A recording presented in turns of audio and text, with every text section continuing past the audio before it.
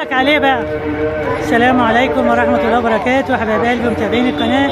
احنا النهارده في سوق الجمعة في سوق الحكمة عند سوق الكلاب اهو. الكلب ده اسمه ايه يا ابني؟ جيرماني؟ جيرماني؟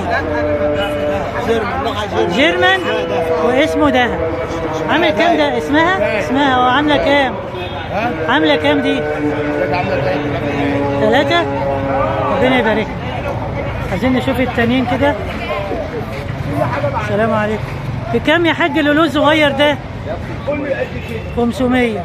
والكبير ده الاسمر ده اسمه ايه؟ جيرمان ولا بلاك ولا ايه؟ لا رويال. رويال؟ رويال بلاك. رويال بلاك يا حبايبي عامل 2000 ونص. وده ده عامل كام؟ انجليزي عامل 8. عامل 8000 انجليزي؟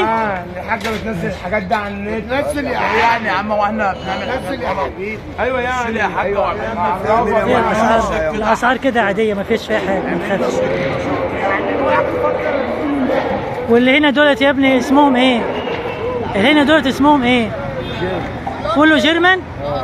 اسعاره من كام لكام؟ واللولو الحلو ده عامل كام؟ ممكن تمسك لي اللولو ده؟ ده صغير قوي قوي. بسم الله ما شاء الله.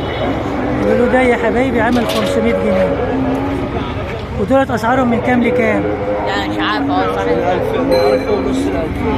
اسعاره يا حبايبي من 1500 ل 2000 جنيه. هنا يا حبايبي السلكات اهي، السلكات بتاعه الحمام وبتاعه العصافير، كله بيخدم على بعضه.